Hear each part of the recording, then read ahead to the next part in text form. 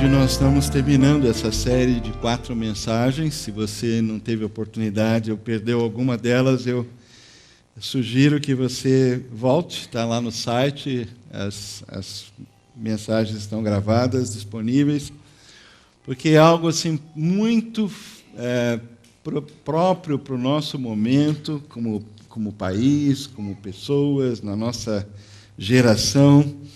Nós estamos vivendo um período de ceticismo, de pessimismo, de cinismo sem precedentes. Então, o desafio deste livro, desse pequeno profeta, em termos de tamanho, do Antigo Testamento, é justamente ajudar a gente a sair dessa posição para uma outra posição.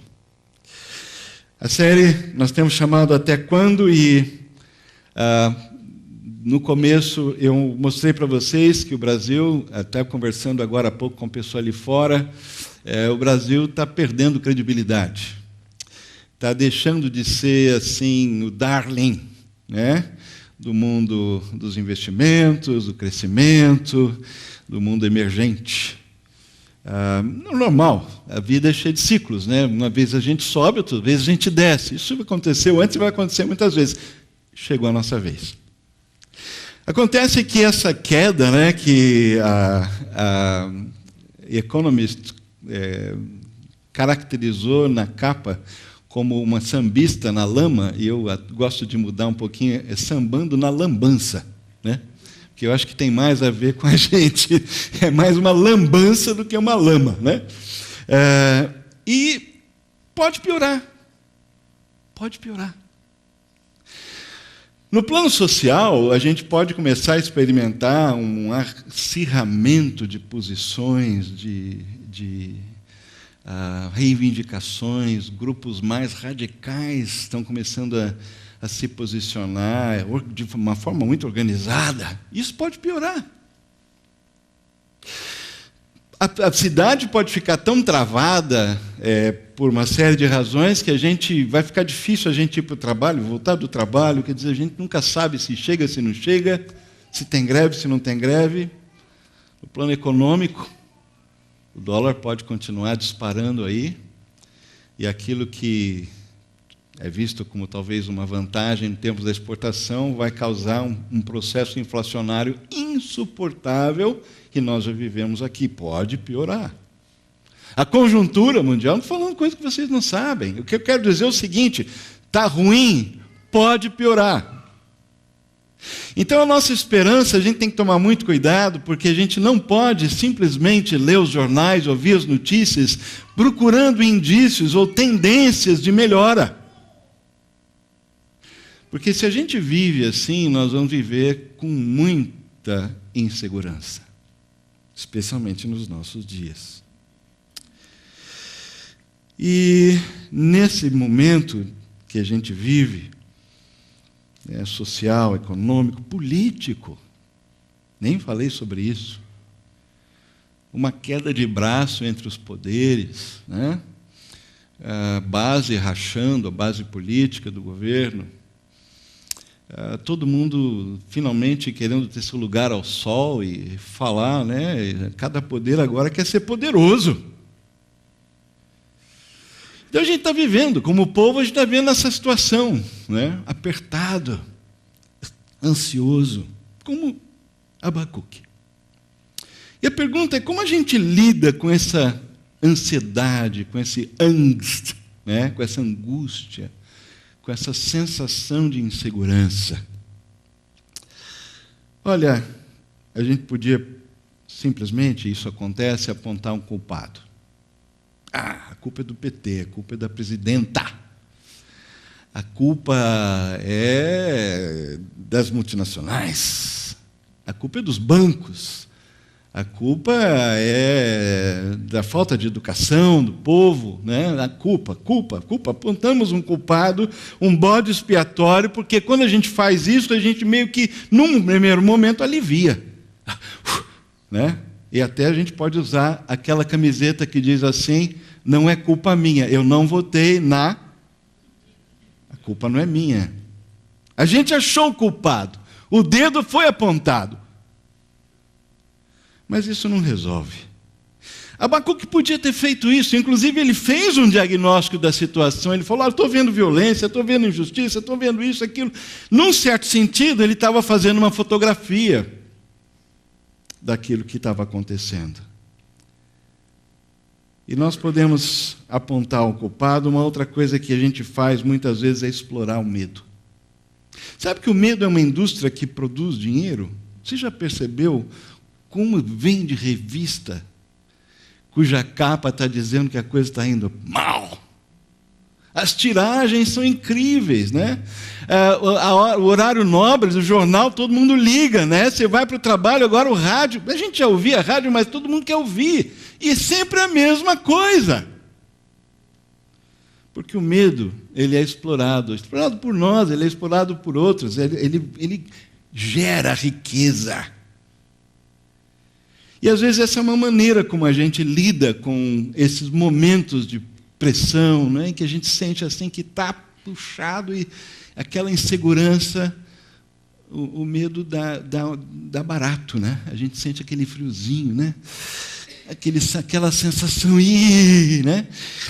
Adrenalina. O que a gente também pode fazer é aumentar a religiosidade. A gente ora mais, jejua, lê mais a Bíblia, vai mais à igreja. Né? E é isso, é interessante porque todo país, toda cultura, todo povo, toda situação de calamidade, de tragédia, gera uma energia assim, de busca do transcendente. Não importa a religião, o pessoal começa. E Abacuque, num certo sentido, fez isso. Ele foi para Deus, ele buscou Deus e fez bem. Ele começou a orar. Teve um momento que ele falou assim, na segunda vez que Deus falou com ele, aliás, Deus respondeu, ele falou, não, espera um pouquinho, tudo bem, mas agora eu fiquei, peraí, não estou entendendo. Como é que o Senhor vai usar um povo pior que nós para nos ensinar, para nos castigar? O Senhor tem direito, né? A gente realmente pisou na bola, mas os babilônios são piores. Já imaginou se, vamos dizer assim, a CBF resolva que o Palmeiras vai ficar sem ganhar durante um ano e nomeia o Corinthians para ganhar do Palmeiras durante um ano? Já pensou? É mais ou menos isso. Oi? Não é, né? Tá bom. Você vê que eu deixei o Santos fora. Algo que a gente não imagina, assim, como é que pode caber isso, né? Mas a gente aumenta a religiosidade, mas isso não é suficiente. E num determinado momento, parece que a ficha cai, e a resposta de Abacuque não foi nenhuma dessas. Ele podia ter caído nessa exploração do medo, né, e simplesmente apontar culpados, ou simplesmente aumentar a sua expressão religiosa. Mas ele não ficou nisso. Abacuque entendeu e reconheceu a falência moral universal. Ele entendeu que, por um lado, aquilo que a gente vive é consequência, ou são consequências da nossa queda espiritual, da nossa incapacidade de agir certo, de escolher certo, a nossa incapacidade de pensar no outro em primeiro lugar, ou muito menos em Deus e adorá-lo como Deus. Essa falência moral, ele reconhece. Não, realmente nós somos ruins.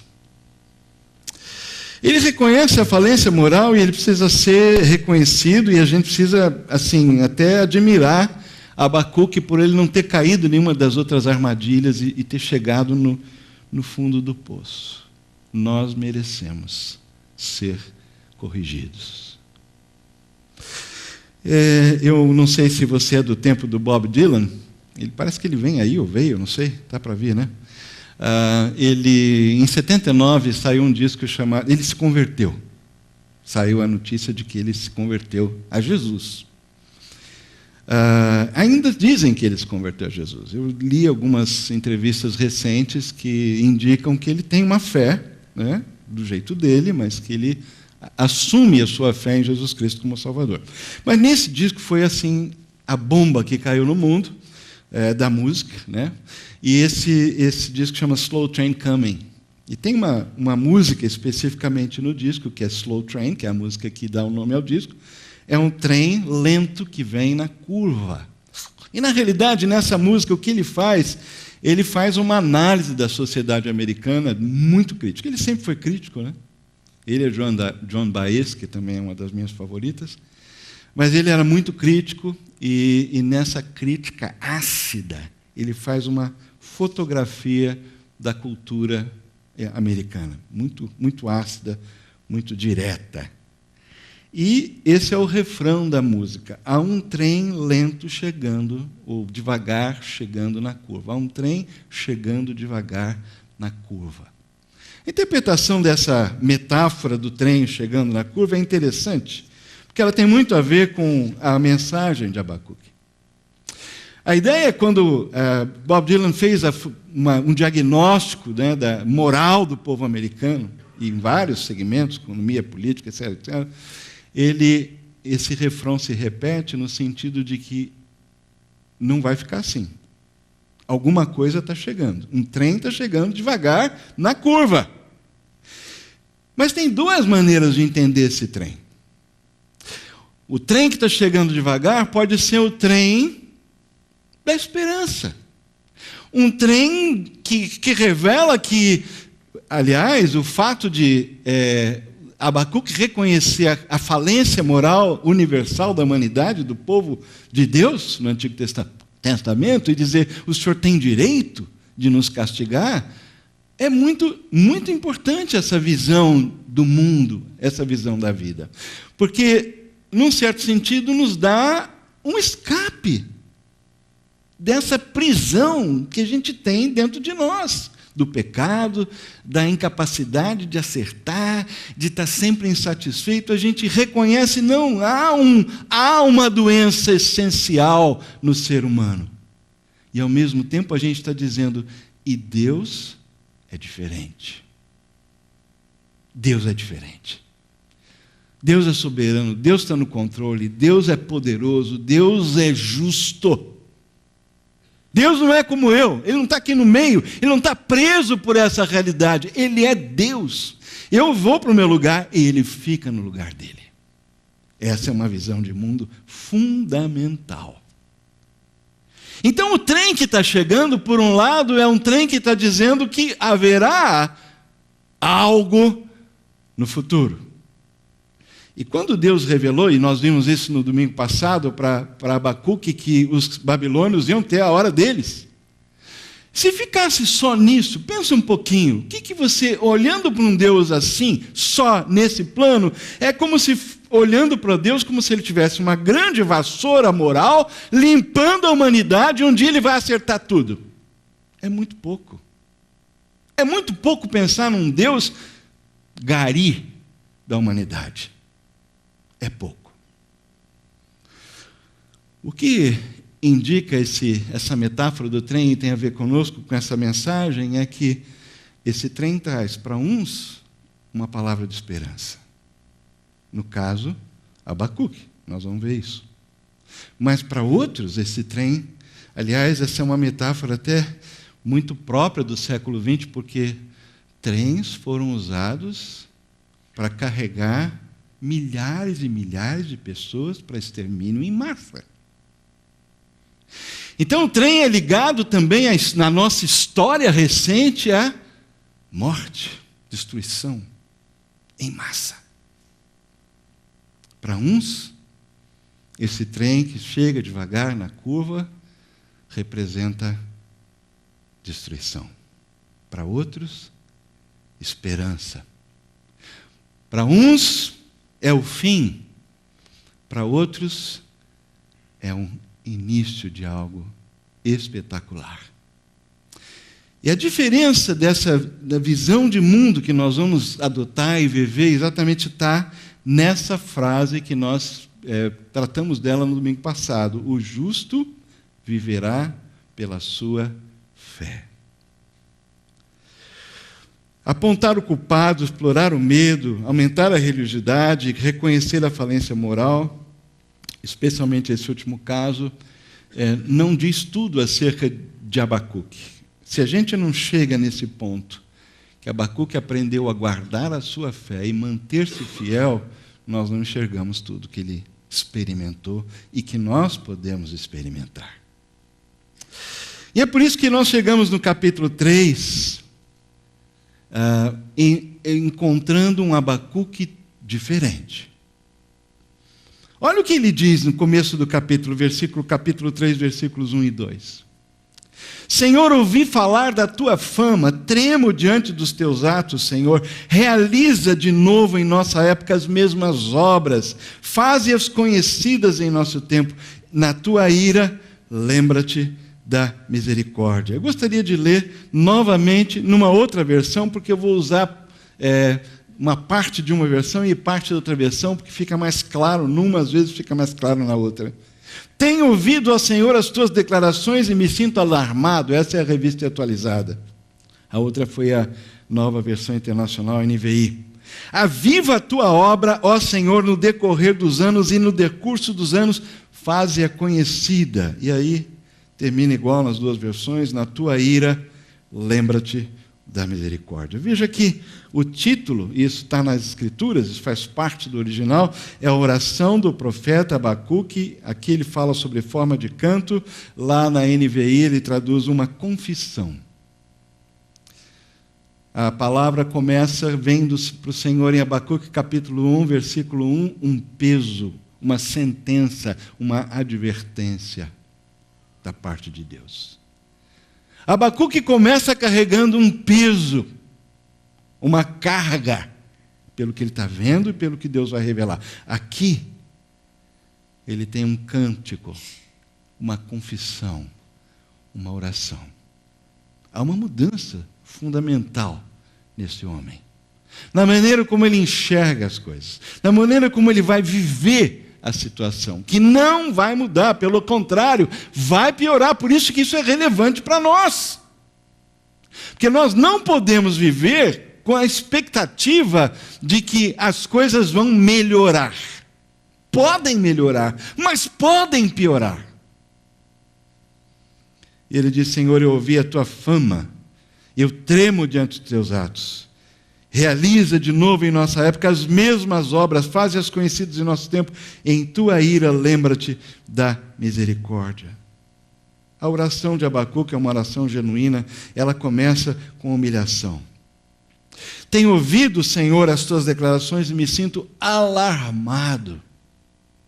Abacuque não está aí colocando Deus assim na parede, no canto. Como é que pode o Senhor fazer uma coisa dessa e tal? Não.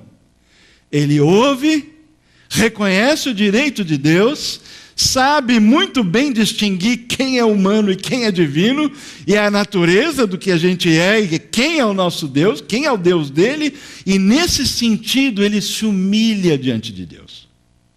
Eu ouvi as tuas declarações. E aqui ele se refere aos 5 ais do capítulo 2, o que Deus ia fazer com os babilônios, depois que os babilônios também viessem destruir e invadir Jerusalém e o povo de Deus.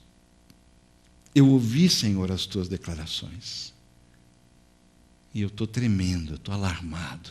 Como ele diz, eu tremo mais adiante. Humilhação.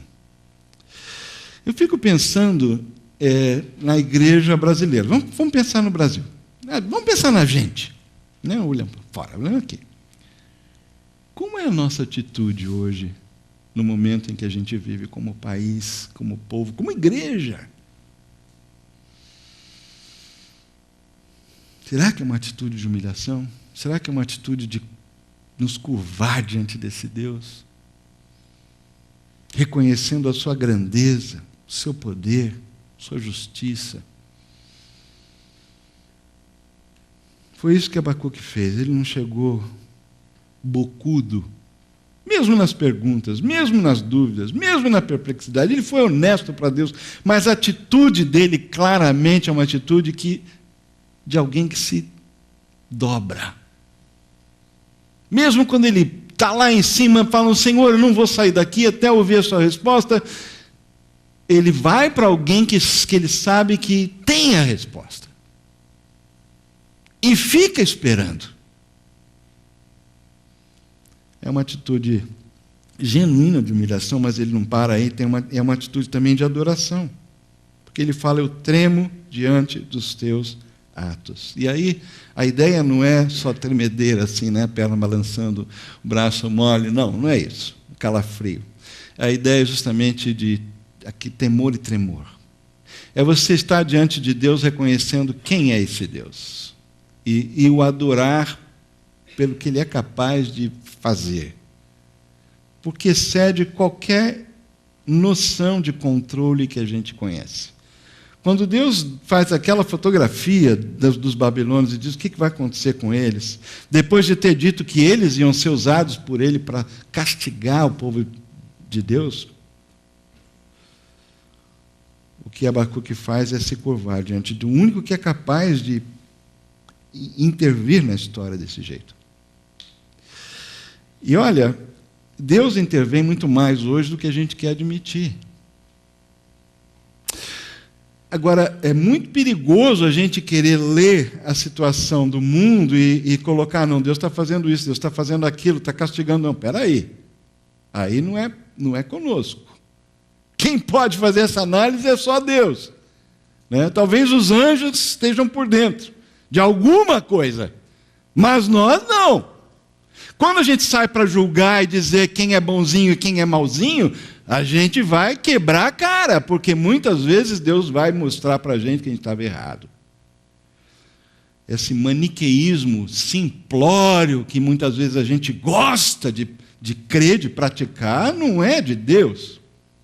A coisa é muito mais complicada. Por quê? Porque o mal está dentro de nós. E quando eu julgo alguém, eu estou sendo julgado. Aliás, eu me coloco no lugar de Deus. Tiago falou sobre isso. Não julgue, só tem um juiz. Então a única atitude é de adoração, é de tremer, de me curvar diante de Deus. E eu pergunto novamente, como igreja hoje, como povo de Deus, como pessoas, será que nós estamos nos curvando diante dele na hora, nesse momento que a gente está vivendo? Será que a gente está olhando para Deus com essa atitude? Abacuque chegou lá. Ele chegou. Ele começou curvado, com aquele peso, com aquela carga, mas aqui o peso, a carga foram transformados em uma postura de adoração. Mas ele não parou aí. Veja o que ele escreve.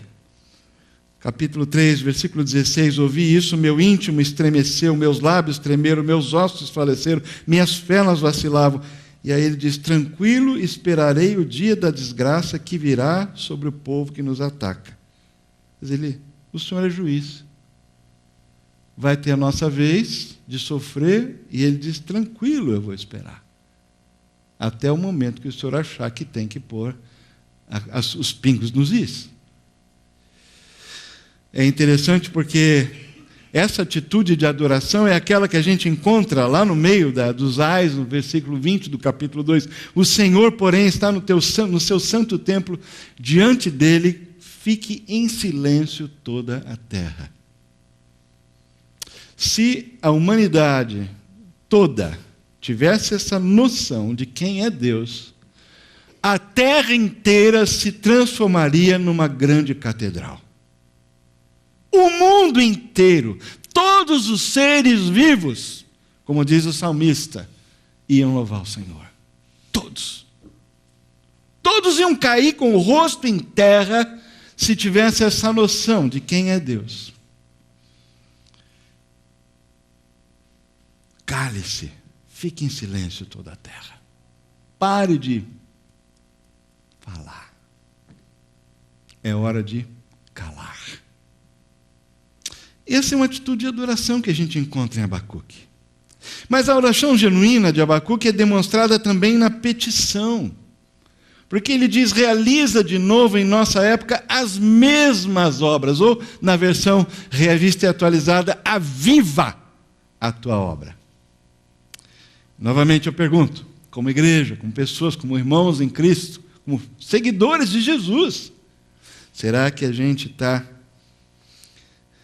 pedindo que Deus faça nos nossos dias as mesmas obras que Ele fez no passado?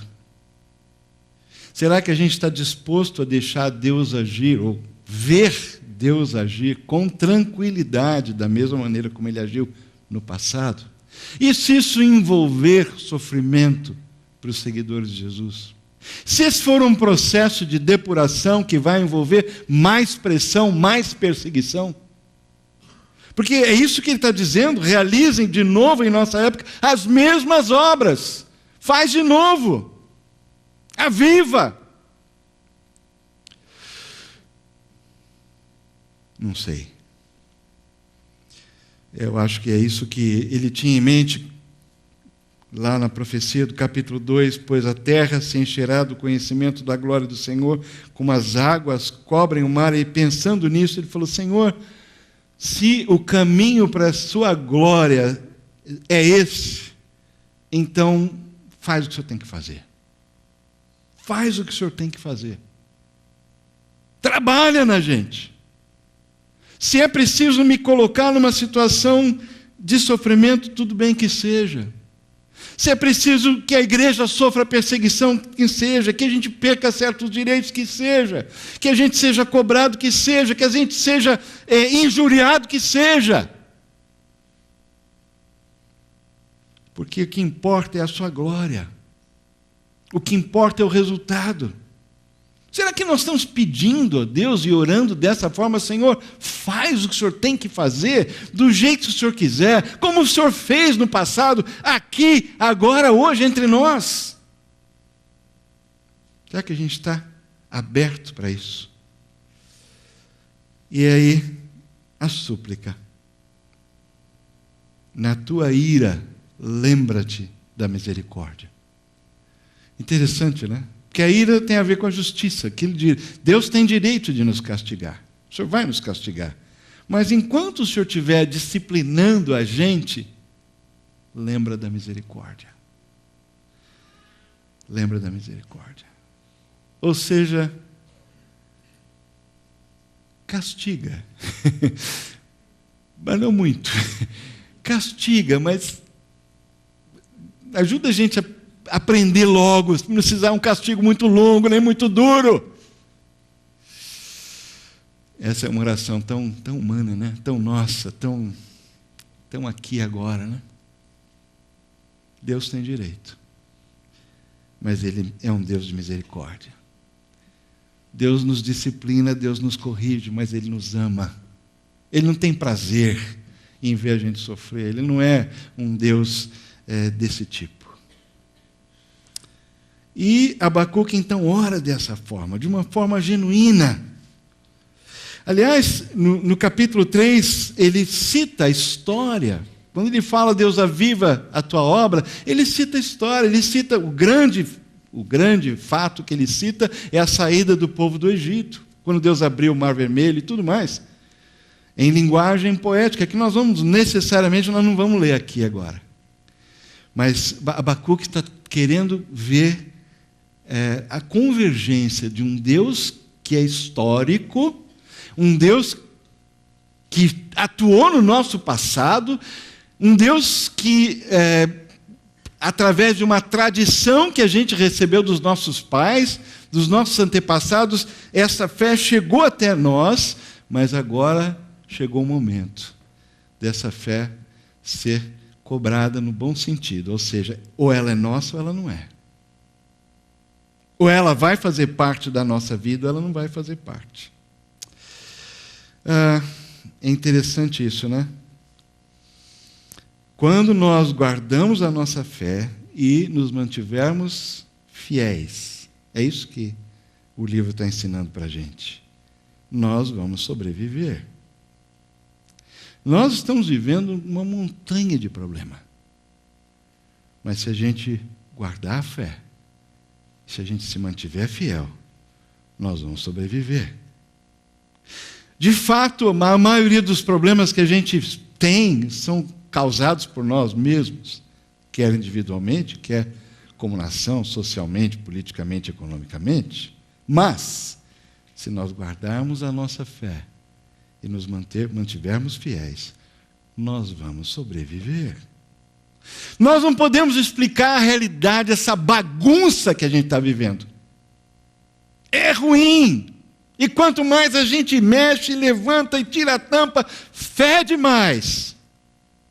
Mas se nós mantivermos a nossa fé, guardarmos a fé e nos mantivermos fiéis, nós vamos sobreviver. Deus disse a Abacuque, diz para nós hoje: eu não vou poupar vocês da calamidade. Eu não vou poupar vocês dos problemas. Eu não vou colocar em volta de vocês uma redoma para o pessoal olhar de fora e falar: olha lá os crentes, nada os atingem. Essa não é a teologia bíblica. Eu não vou poupar vocês. A calamidade vai atingir vocês. Mas eu vou fazer algo. Não importa o que aconteça, o governo pode ser derrubado, pode ter uma crise institucional, constitucional, a economia pode piorar, virar uma bagunça cada vez pior. Não sei. Mas o que Deus disse: se você guardar a sua fé e se mantiver fiel, você sobreviverá. E é isso que o texto termina dizendo, né? Ainda que a figueira não floresça, nem haja fruto na videira, o produto da oliveira minta e os campos não produzam mantimento. As ovelhas sejam arrebatadas do curral, e você entende a vida, a economia rural da época, e os estábulos não haja gado, todavia eu me alegro no Senhor e exulto no Deus da minha salvação.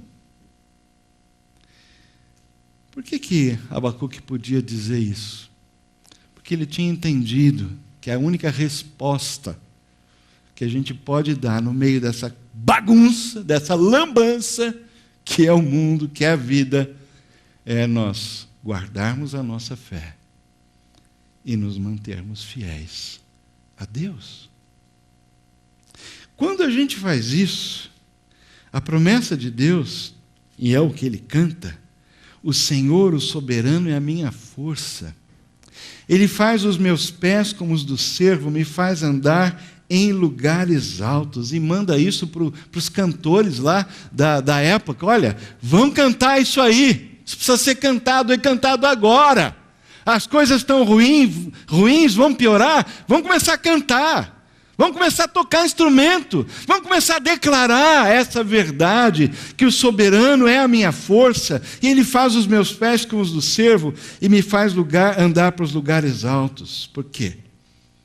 Quando eu guardo a minha fé e me mantenho fiel, Deus não vai me poupar da calamidade, mas Ele vai me dar a agilidade de um cervo. A agilidade de um cervo ou de uma cabra montanhês que sobe as montanhas no meio das pedras, pulando, sobrevive num terreno difícil, pedregoso, complicado. Ele vai nos dar essa habilidade. Talvez nós estejamos nos sentindo lá embaixo, no vale, quem sabe até na enchente, né? A água nos levando. E isso não é uma metáfora, porque a gente vive isso aqui em São Paulo. Talvez não você e eu, mas algumas pessoas ao nosso redor, quem sabe o nosso bairro, quem sabe onde você mora também, de vez em quando dá enchente. Eu morei numa rua aqui no Brooklyn, que o portão tinha uma comporta, borracha, todo ano a gente refazia a borracha porque a água subia. Mas mesmo que vinha enchente, talvez a gente esteja no vale, sentindo a água subindo, né? E a pressão, o calor, a dificuldade, o medo, a ansiedade, nessa hora, eu queria desafiar você e a nossa igreja a não entrar nesse trem do desespero, A não olhar esse trem que está chegando na curva devagarzinho como, olha, a coisa está feia. Eu acho que eu vou embora. Eu vou embora. A fuga não é a resposta que agrada a Deus. A resposta que agrada a Deus é aquela resposta que olha para Deus e o adora. É aquela resposta da súplica, do pedido: Senhor, faz o que o Senhor tem que fazer. Faz, nos nossos dias, aquilo que o Senhor tem feito na história. Eu quero fazer parte dessa transformação, começando por mim. Faz isso na minha vida. Eu quero aprender a subir as montanhas, os terrenos perigosos, pedregosos, complicados, íngremes. Eu quero aprender a viver dessa forma. Com a agilidade de uma cabra montanhesa. Com a agilidade de um cervo. Eu quero sair da enchente, eu quero sair do vale e subir. Mas vai ter pedra, porque na montanha tem pedra. Eu vou ter dificuldade. Só que mesmo subindo a montanha, não é que eu vou num balão, né? Não. Vai continuar difícil. Só que Deus vai me dar capacidade e agilidade. Como? Se nós guardarmos a nossa fé e nos mantivermos fiéis a Ele, aí nós vamos poder experimentar essa realidade que Abacuque experimentou. Curva a sua cabeça agora e pensa um pouco no sentimento que tem dominado a sua vida nesses últimos dias e meses. Como brasileiro, como cristão, como pai de mãe de família, enfim, não importa. Na sua situação, no momento que você está, no trabalho que você tem, ou não. Qual é o sentimento que tem dominado o seu coração? Um sentimento de apontar o dedo e procurar um bode expiatório? Ou simplesmente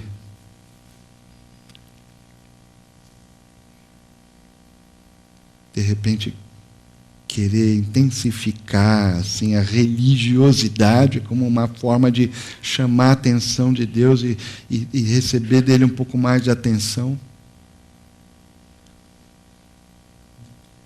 Ou quem sabe entrar na turma que explora o medo, que fala mal e alarmista, e o Apocalipse está chegando, e começar a consumir isso e se alimentar disso. Não, Deus tem todo o direito de corrigir o seu povo, tem todo o direito de fazer justiça, tem todo o direito de agir na história como Ele bem entender. Ele é Deus. Nós vivemos uma decadência moral e as consequências dela.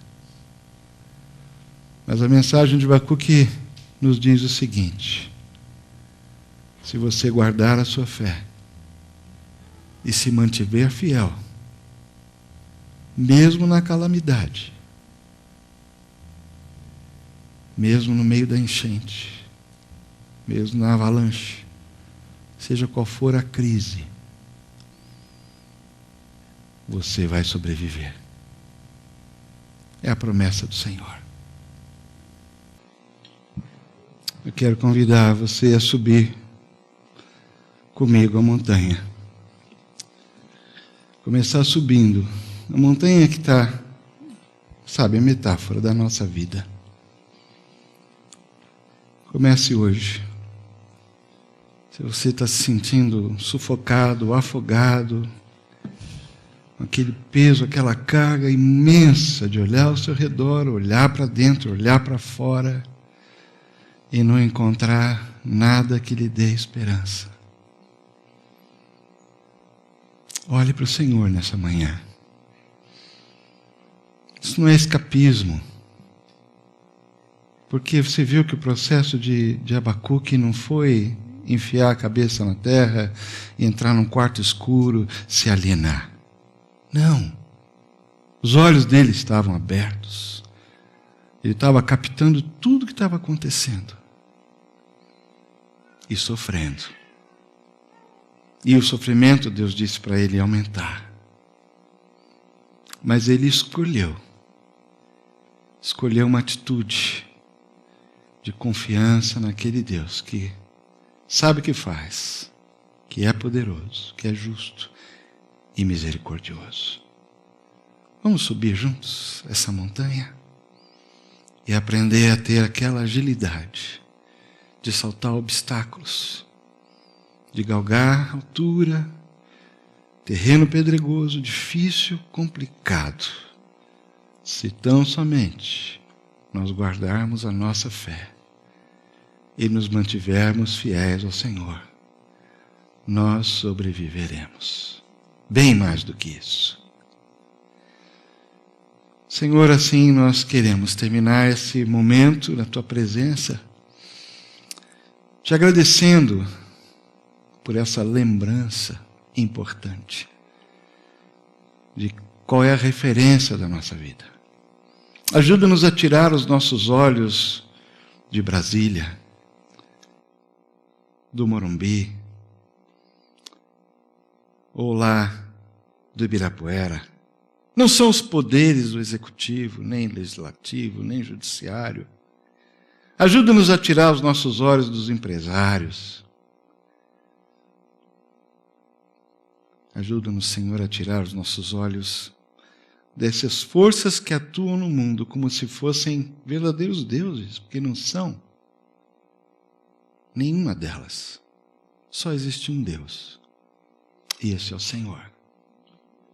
Nós olhamos para o Senhor nessa manhã e queremos dizer que nós amamos o Senhor, confiamos no Senhor. E queremos sair daqui com o nosso coração cheio de esperança, cheio de vigor, cheio de vontade de viver, de enfrentar a calamidade que for, sabendo que nós somos mais do que vencedores por meio daquele que nos viu. Obrigado, Pai. Pelo Teu amor, nessa manhã nós pedimos que o amor que nos acompanha até hoje continue nos acompanhando, a graça de Jesus e o Espírito Santo que habita em nós e nos lembra dessas verdades e nos corrige no dia a dia, nos aconselha, nos encoraja, nos levanta, nos empurra, que esse Espírito Santo possa trazer à nossa memória essas verdades fundamentais para os dias em que vivemos. Assim oramos no nome de Jesus.